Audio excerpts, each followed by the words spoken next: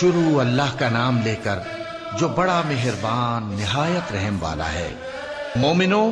کسی بات کے جواب میں اللہ اور اس کے رسول سے پہلے نہ بول اٹھا کرو اور اللہ سے ڈرتے رہو، بے شک اللہ سنتا ہے، جانتا ہے۔ اے اہل ایمان، اپنی آوازیں پیغمبر صلی اللہ علیہ وآلہ وسلم کی آواز سے اونچی نہ کرو،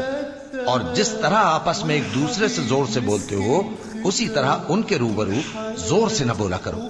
ایسا نہ ہو کہ تمہارے اعمال ضائع ہو جائیں اور تم کو خبر بھی نہ ہو۔ جو لوگ اللہ کے پیغمبر صلی اللہ علیہ وآلہ وسلم کے سامنے دبی آواز سے بولتے ہیں، اللہ نے ان کے دل کو تقوی کے لیے جانچ لیا ہے،